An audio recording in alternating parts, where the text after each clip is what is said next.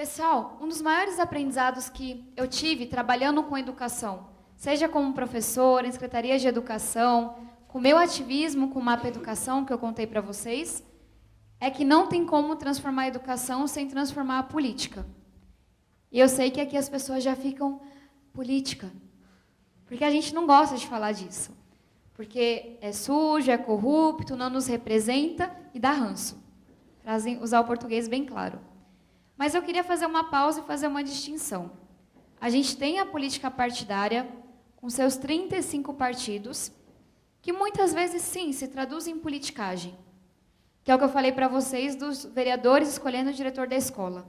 Mas a gente também tem a política pública, que é a política que vai determinar quanto ganham os professores, como que a gente seleciona para o vestibular, como que é esse ensino médio, qual que é o currículo.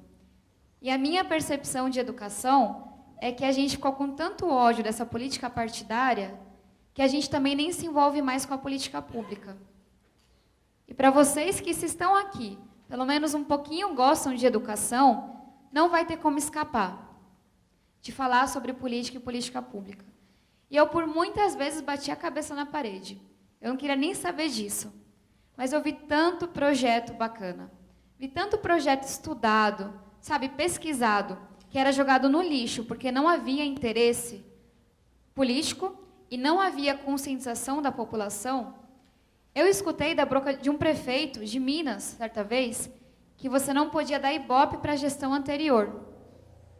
Ou seja, tem que pelo menos mudar o nome do programa, né? Senão está dizendo que o último prefeito foi bom. Então, a política ela está feita para a gente não gostar, para a gente não participar, para a gente ficar longe. Só que enquanto a gente deixa a política só para os políticos, isso aqui está acontecendo. E, na minha opinião, isso daqui é responsabilidade de todos. Falando um pouco mais desse ativismo, como eu falei para vocês nos últimos anos, eu fiz faculdade, trabalhei, fui comentarista de rádio, que é uma coisa super gostosa, mas me dediquei majoritariamente a esses dois movimentos. O primeiro, o Mapa Educação, e o segundo, o Movimento Acredito, que eu queria apresentar para vocês agora. O Acredito é um movimento de renovação política. Ele é suprapartidário, não está associado a nenhum partido, e ele é nacional. A gente está em 15 estados com mais de 2.000 pessoas. E a nossa missão, que parece até mais difícil do que a do Mapa, é fazer com que as pessoas voltem a acreditar na política. Que as pessoas voltem a se engajar. Que elas voltem a se preocupar. Recentemente saiu uma pesquisa dizendo que 62% dos jovens, se tivessem a oportunidade, iriam para fora do Brasil. Que país é esse, né? Em que a juventude não quer ficar aqui, quer ir embora e desanimou. Como eu fiz o caminho inverso, voltei dos Estados Unidos, eu tenho que acreditar, senão eu entro em depressão. E vou achar que eu estou com os parafusos meio errados. Então é um pouco disso que eu quero trazer para vocês. Por que ficar no Brasil? Por que acreditar? E por que tentar fazer diferente, mesmo indo contra a maré? Aqui falando um pouco do que a gente defende, nosso principal objetivo é o combate às desigualdades. Porque a gente entende que isso faz mal. Faz mal para o nosso país, para a nossa economia, para que a gente seja um país inclusivo, faz mal para a nossa ética, faz mal para tudo. E o nosso sonho é um congresso que tenha a cara do Brasil. Que quando você tire a foto, não sejam apenas homens brancos mais velhos, de famílias políticas. Tem uma família que está lá há mais de 200 anos, ou seja, sobreviveu às transições de governo. E o nosso sonho é que a gente tire uma foto do congresso e a gente veja as mulheres, os negros, os jovens, os periféricos, também os homens brancos mais velhos de famílias políticas, mas todo mundo junto, e não só uma parte da população. E aqui, pessoal, só uma coisa, dando mais alguns exemplos do que é esse ativismo, que no dia a dia não é tão glamuroso, mas vale muito a pena. No Acredito, a gente tem núcleos em 15 estados. A gente tem uma galera que já colocou um bloco de carnaval na rua para falar sobre política. A gente tem o pessoal de Fortaleza, que já organizou um protesto, noite para o dia, para incluir uma menina trans de 13 anos, que havia sido expulsa da escola por ser trans. E a gente conseguiu pedir desculpa do MEC, da escola, que foi o SESC, entre outras coisas. A gente já revitalizou uma praça no Capão Redondo, reconectando ela com uma escola que estava sem área de recreação. A gente já começou a cortar as gramas de uma praça de São Bernardo, porque a prefeitura não estava fazendo a manutenção, mesmo com a febre amarela. E se eu pudesse resumir esse aprendizado em uma linha, é que a gente já recebeu processos, então faz parte, porque a gente incomoda. A gente ganhou os processos, então não se assustem. Mas para dizer que é isso, o que a gente fez nunca foi tão grandioso. Foi uma movimentação em frente à escola. Foi pegar as máquinas e começar a cortar a grama. Foi na Câmara e encher o saco. Mas a gente faz tão pouco de engajamento cívico que esse pouco já incomoda e a prefeitura aparece. Então, para servir de motivação para vocês. Falando agora um pouco do que me trouxe até aqui. Eu tentei trazer um pouco dessa urgência que eu sinto em relação à educação e compartilhar um pouco com vocês sobre esse futuro que nos espera. Porque a gente está se preparando. E eu acho muito importante... Saiu?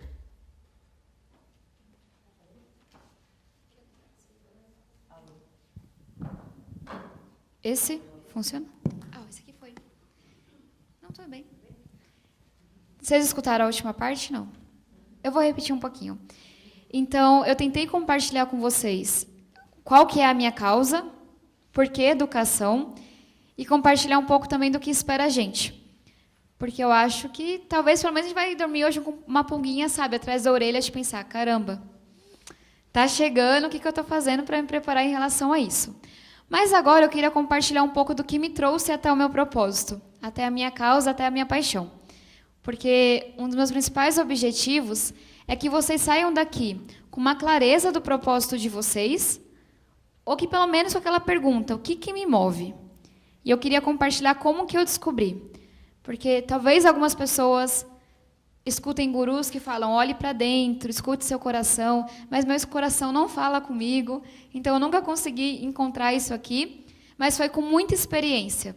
E foi quebrando muita cara e tentando fazer coisas que eu fui encontrando no meu caminho. Então, talvez sirva um pouco para vocês também. Essa é uma foto do meu bairro. Eu venho da Vila Missionária. Alguém aqui da Missionária? Regiões? Jardim Ângela, Miriam, Joanisa. Sempre tem um guerreiro. Eu sabia disso. Pessoal, como ele também sabe, a Missionária fica perto da represa, é a extremo zona sul de São Paulo, e é uma região de ocupação recente. Então, é uma região que não é tão organizada como outras periferias, mas que tem uma população gigantesca aí. Meu pai, ele era cobrador de ônibus, ele, de família paraibana, foi criado no Rio, veio para São Paulo com 15 anos, e minha mãe era baiana, é baiana ainda. Ela veio para São Paulo com 18 anos para poder estudar, porque ela começou muito tarde, engravidou de mim. A gente sabe como a nossa sociedade até hoje trata as meninas que engravidam no ensino médio. Então, o que ela viveu não é muito diferente do que a gente enfrenta hoje. E teve que sair do emprego, dos estudos, para poder cuidar de mim. Mas, uma mulher muito guerreira, baiana, e sempre trabalhou como bordadeira, diarista, vendedora. Fazia eu bordar desde pequenininha para ajudar em casa, então eu sei fazer 7 pontos, caso alguém tenha interesse. Mas, para dizer que eu venho de uma família bem típica e bem comum das nossas periferias. Meu pai, durante a vida toda, enfrentou o álcool, enfrentou as drogas. E eu digo isso não para que vocês vejam meu pai como uma pessoa diferente, mas para que vocês tenham um pouco do que é a realidade dessa periferia. Porque a minha história não é diferente da história dos meus amigos, dos meus familiares e da minha galera. Então, esse é um pouco de onde eu venho. Eu sempre estudei em escola estadual, porque minha mãe achava que era melhor do que as municipais, então sempre comprava briga. E gostava muito de estudar, mas não tinha muita motivação. Até que eu participei das Olimpíadas de Matemática. Talvez vocês conheçam a UBMEP. Alguém aqui fez a UBMEP? Alguém aqui gostou de fazer a UBMEP? Temos alguns sobreviventes. Eu gostei muito, porque foi a primeira vez que eu gostei de fazer algo na escola. E que eu fui desafiada, e que uma professora começou a me ajudar passando tarefas extras, e que gostar de estudar não era uma coisa ruim. E foi com aquela Olimpíada, com aquela oportunidade, que eu ganhei uma bolsa em uma escola particular, no centro de São Paulo, Etapa. E aquilo significou muitas coisas para mim. Significou mais oportunidades, mas mais do que isso, significou todo um mundo, que eu nem sabia que existia. E eu conto isso para vocês porque talvez a galera aqui que fez escola pública ou que vem de um pouco mais longe vai entender a sensação de, pela primeira vez, você ouvir falar de faculdade. E você conhecer pessoas que falavam inglês ou espanhol, que queriam fazer intercâmbio, que, sei lá, tinham sonhos para si. E se você me perguntasse, antes daquela Olimpíada, qual era o meu sonho, eu não saberia dizer. Porque ninguém nunca me perguntou, sabe? Qual que é o seu sonho? O que te motiva? Que foi a primeira pergunta que eu fiz para vocês. Que para mim é a primeira pergunta que a gente tem que se fazer sempre. E quando eu estava naquele ambiente, vi que todo mundo queria ser médico, sei lá, cientista, cineasta, advogado, engenheiro. Todo mundo falava de USP. Essa famosa USP que eu nem pensava muito antes, eu comecei a me perguntar qual que é o meu sonho. E meu primeiro sonho foi algo um pouco diferente. Porque se é para ter sonho, vamos causar, né? Não é para ficar sonhando coisa simples, não. Eu comecei a sonhar com ser astrofísica. Eu gosto muito do céu, gostava muito de astronomia e falei, não, vou ser cientista. E aí comecei a estudar física, astrofísica, química e consegui me envolver com as Olimpíadas Nacionais. Fui para 5 Olimpíadas Mundiais no time do Brasil, sempre a única mulher no time. A gente conseguia ir pior em termos de representatividade do que países árabes. Então, acho que fica uma provocação para a gente falar sobre isso depois também. Mas fui para a China, Turquia, Polônia. Não falava inglês, então sempre fazia a prova lá com a tradução bem mais ou menos. Mas conheci pessoas do mundo inteiro. E assim eu cheguei em um sonho que acho que era autêntico mesmo, que vinha de mim. Que era de fazer faculdade nos Estados Unidos. Porque eu queria estudar com pessoas do mundo inteiro. E queria ser astrofísica. Só que eu não falava inglês. Não tinha como pagar aquelas provas. E eu sempre fui muito teimosa. E aí, eu consegui uma bolsa de inglês 1 ano antes. Muitas pessoas disseram que não valia a pena, que eu poderia aprender inglês depois, tinha que focar no vestibular. E aí começou, você tem que passar em engenharia, direito ou medicina. Talvez vocês tenham ouvido isso, só que eu não gostava de nenhum dos 3. Muito respeito a quem gosta, mas eu queria ser astrofísica. E aí toda aquela coisa, não, vou fazer esse negócio de inglês. Eu sabia que eu não conseguiria aprender, assim, de ficar fluente em 1 ano, mas eu tinha a esperança de aprender a fazer a prova. E aí eu comecei a fazer um simulado todo dia, por 1 ano, até aprender a fazer aquela prova. Fiz da primeira vez, não passei, tentei de novo, tirei a nota mínima. Mas mandei, né? Tô aqui, vamos tentar. E aí, como eu queria muito mesmo ser astrofísica, era o meu sonho maior na época, eu consegui entrar em física na USP, para o desespero de todo mundo que achava que eu tinha que fazer medicina, porque se você tinha como tirar nota, tem que fazer medicina, e eu odeio sangue, não, tipo, eu quero ser astrofísica mesmo, e comecei a cursar física aqui na USP. Eu trabalhava quando dava e estava ajudando em casa. Até que, dia 8 de março de 2012, eu recebo a notícia de que fui aceita em Harvard com bolsa completa. Eu não conseguia acreditar, eu entrei assim em choque, eu liguei na faculdade para perguntar se era trote, só que eu não sabia falar trote. E aí, talvez eles tenham reconsiderado, mas falaram que não, que eu tinha sido aceita mesmo, que era verdade. E aí eu eufórica, né? Estava estudando ainda. Só que aí aconteceu uma coisa que eu queria compartilhar com vocês, mas antes fazer uma pequena reflexão. Eu sempre acreditei que, talvez pela experiência que eu tive de desigualdade muito forte, que não adiantava a gente se isolar. Que você podia morar na torre mais alta, mais bonita e cercada de São Paulo. A desigualdade ia bater na sua porta, se as coisas não mudassem. Seria através da segurança, seria através da saúde, seria através do nosso trânsito, da violência, entre outras coisas. E eu também sempre acreditei que a gente se move junto como sociedade. E que é literalmente isso. Você não consegue escapar do ambiente de onde você tem que mover todo mundo junto. E 4 dias depois que eu fui aceita em Harvard, eu perdi meu pai para as drogas e para o álcool. E naquele momento, a sensação que eu tive, talvez tenha a ver com a sensação que alguns de vocês tenham sentido quando vieram aqui para a USP, foi de que a vida estava me mostrando que aquele não era o meu lugar, que eu tinha dado um passo maior do que a perna, que a história de faculdade não era para pessoas como eu, e vinha uma frase muito triste, mas que eu acho que é muito comum no nosso país, de isso que dá pobre querer estudar faculdade, querer estudar fora, querer ser o diferentão. Eu desisti da faculdade, eu fui aceita em outras 5 faculdades com bolsa completa, eu nem abri os e-mails, e eu saí da USP, porque a USP também não estava fazendo mais sentido para mim, porque eu era muito diferente do pessoal ao meu redor. E aí eu comecei a trabalhar, porque não dava tempo, né? Tem que trabalhar, e comecei a ajudar em casa. E se passaram dias, se passaram semanas, e meus professores me questionando, mas você não vai mesmo? Professores que tinham pagado o meu lanche quando eu chegava com fome, professores que tinham pagado minha passagem, quando eles viram que eu estava chegando atrasada porque eu não conseguia pagar o metrô, professores que realmente deram uma sapatilha quando eu tinha uma premiação aqui na USP. E tudo isso foi acontecendo e eles perceberam que não iam me convencer que Harvard era para mim. Porque estava tão grande na minha cabeça que não era, que aquele caminho não ia dar muito certo. Mas todo esse pessoal, minha família inclusive, começaram a me falar da importância de eu ir para fora. E da importância da gente ocupar os lugares. E começaram a tentar me convencer que mesmo que eu fosse muito mal, que eu nunca aprendesse inglês, que eu odiasse a faculdade, se eu não fosse, talvez demorasse muito para outras pessoas da Vila Missionária conseguirem chegar em Harvard. E que se eu não fosse, talvez uma galera da periferia nem pensaria em fazer faculdade. E aí pegaram baixo, né? E aí eu comecei a pensar, caramba, eu tenho que ir, né? E aí eu fui alguns meses depois, eu de fato odiei o primeiro ano, então eu estava certa.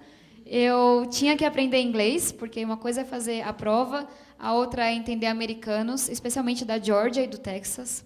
Esse é um desafio em construção. Eu tive que trabalhar, eu sempre trabalhei como babá, trabalhei em escritório, e tinha que pensar o meu curso. E aí tem 2 coisas do vestibular americano e das faculdades americanas que eu quero trazer para provocar mesmo, é para gerar polêmica, que eu acho que foram muito importantes no momento que eu estava vivendo. O primeiro deles é que o vestibular americano é um vídeo da tua vida, não é uma foto como é o nosso. E ao invés de fazer o aluno fazer a prova uma vez no ano, independente de ter tido uma escola pública de baixa qualidade, independente de ter pegado 3 horas de ônibus para chegar e fazer a prova, independente de estar doente, você pode fazer as provas, que são várias, um mês depois do outro, até você ter uma boa nota. Você pode mandar redações contando sobre as dificuldades que você enfrentou, você pode falar sobre a sua família, você pode mostrar quem você é. Se você faz trabalho voluntário, se você cuida de 5 irmãos em casa, e por aí vai. E nesse vestibular, eles realmente olharam o delta, de onde a Tabata saiu e onde ela chegou com as oportunidades que ela teve. Então, enquanto eu não passei no ITA aqui no Brasil, lá eles falaram, caramba, essa menina foi muito mal em inglês, mas ela estudou inglês por 1 ano. Eu acho que ela dá conta. E aí eu queria trazer uma provocação para vocês de, imaginem se o nosso vestibular fosse assim. Imaginem se a gente olhasse para o delta, de onde cada um saiu e onde chegou. Será que a composição das nossas turmas seria a mesma? Eu acredito que não. Eu acredito que na hora que a gente iguala pelo ponto de partida, a gente teria outras pessoas. E teria uma diversidade maior do que a gente vê hoje nas posições de poder, de maneira geral. Então, essa é a primeira provocação. Eu sei que é polêmica, mas é importante eu dizer. E a segunda é um pouco na questão de carreira. Aquele física que eu coloquei na hora do vestibular foi muito difícil, porque a gente tem que escolher entre uma série de coisas que a gente não conhece direito. E meu pai falava que ele achava muito cruel a gente escolher com 16, 17 anos a nossa profissão para a vida inteira. E quando eu cheguei na faculdade, eu falei, vou ser astrofísica. E eles, beleza. Mas no primeiro ano, você faz 8 matérias em 8 áreas diferentes. Aí no segundo ano, você confirma que você quer ser astrofísica. E eu falei, meu, pra quê, né? Mas lá fui eu. Fiz psicologia, economia, folclore e mitologia. Estudei Harry Potter. A gente pode falar da polêmica que teve algumas horas atrás. Que mais? Fiz matemática, fiz física quântica, mas estudei áreas que eu nunca tive a oportunidade de estudar no ensino médio. Em uma aula de ciência política sobre a América Latina, a gente foi estudar desigualdade. E pela primeira vez eu comecei a estudar algo que explicava a minha história, que explicava por que eu tinha ido para fora e meu pai tinha morrido aos 39 anos de idade, que explicava por que meus amigos tinham morrido por causa do crime, enquanto meus colegas do Etapa estavam fazendo faculdade nas melhores faculdades do Brasil. E quando eu comecei a estudar sobre essa desigualdade, e comecei a ver que, sim, o tamanho do sonho das pessoas, até onde elas podem chegar, estão dependendo de muito mais coisa do que talento e esforço, eu comecei a questionar se eu deveria realmente ser astrofísica. E aquela ideia de fazer astrofísica e ganhar um prêmio Nobel e ficar nos Estados Unidos foi perdendo sentido. E aí, depois de estudar aquelas 8 matérias meio que forçada, porque eu tinha certeza que era astrofísica, eu falei, olha, eu acho que meu caminho é por outro lado. E eu comecei a estudar educação, e me envolver com educação pública, e a gente fundou o MAPA, e eu fui trabalhar na Secretaria de Educação de Sobral, no Ceará. Vi uma educação que dá super certo, mesmo no Brasil, onde todo mundo sabe ler e escrever. Fui para Salvador, fui trabalhar em fundação, fui trabalhar em empresa, e cada vez mais fui me apaixonando por isso. E a provocação que eu faço, a segunda, porque é para gerar polêmica, será que a gente estaria fazendo as mesmas coisas se a gente pudesse ter vivido a faculdade por 1 ano antes de escolher o curso? E aí uma terceira provocação, e eu prometo que eu paro, que é muita coisa, sempre me perguntam aqui no Brasil, por que você fez ciência política e astrofísica? O que você faz com isso? E lá o pessoal achava muito legal, porque ao fazer ciência política e astrofísica, eu sei programar, eu aprendi a fazer análise de problemas, eu aprendi a debater, fiz aula de oratória, e isso faz de uma profissional completa, na minha opinião. Muito mais do que aquele curso de física que eu me faria. Talvez eu fosse muito melhor em física do que eu fui quando eu saí da faculdade. Mas e o resto?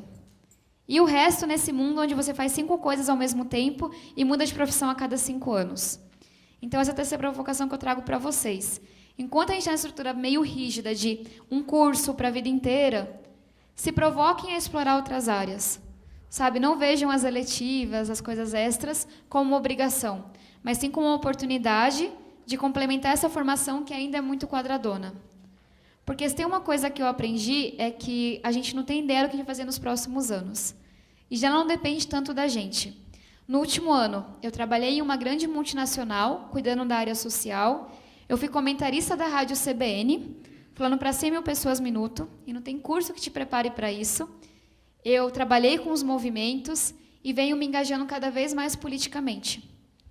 Então, vamos olhar para essa outra formação que a gente faz também, porque enquanto a gente questiona, para mim é o meu papel na sociedade, enquanto a gente questiona o vestibular, enquanto a gente questiona escolher o curso ali na hora, enquanto a gente questiona essa formação mais quadradona, a gente tem que ir fazendo por fora, como a gente fala na periferia, para a gente poder se complementar e se preparar para isso tudo.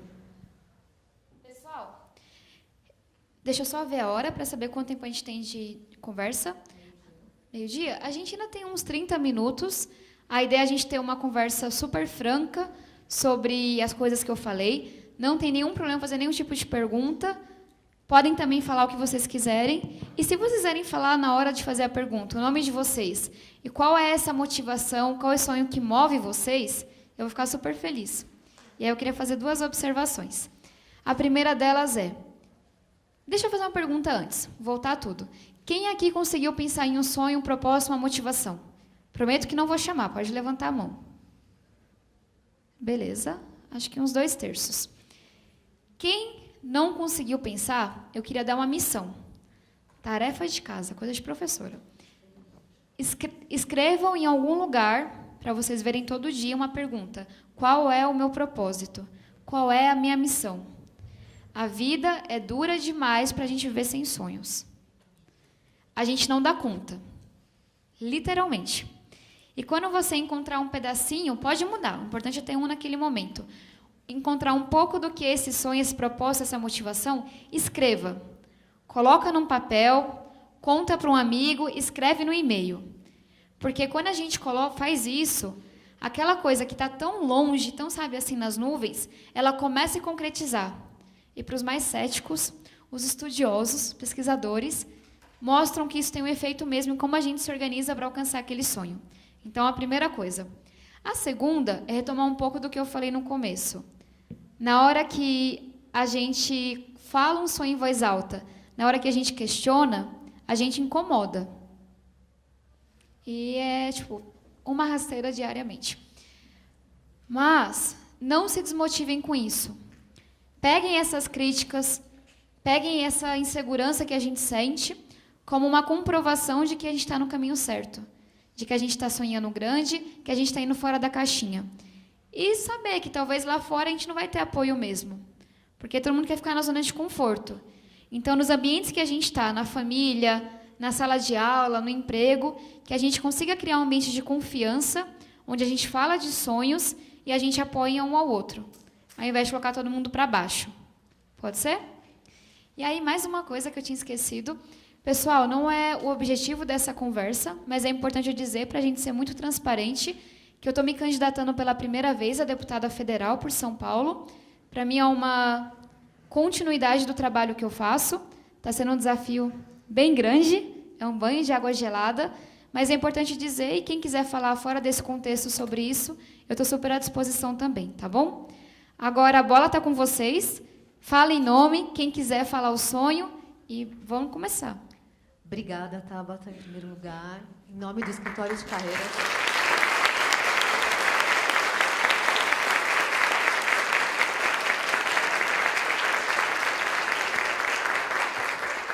Então, eu vou aproveitar, a gente está numa conversa super franca, eu quero agradecer mesmo, porque um dos meus sonhos, como ex-aluna, eu sou formada na FEFELESH, fiz uma especialização em políticas públicas e sou funcionária da Pró-Reitoria. E, como cidadã, dos meus sonhos, né, que nem você falou, a gente tem que ter um sonho, tem que se motivar, é a gente poder estar exatamente nesse momento aqui, apresentando esse tipo de conversa com vocês, que são alunos da USP ou algum convidado que seja fora, e a gente está aqui nesse ambiente educacional compartilhando, independente de qual carreira a gente segue, né? Essa é a nossa carreira na vida. Então, assim, muito legal esse bate-papo. Vamos abrir para algumas questões, algumas perguntas. Se identifique, nosso evento está sendo gravado, que nem eu disse, a gente disponibiliza no canal, né, da Pró-Reitoria de Graduação, no YouTube. E espero que vocês curtam a nossa página, acompanhem e compartilhem, porque são esses presentes que a gente está oferecendo para vocês.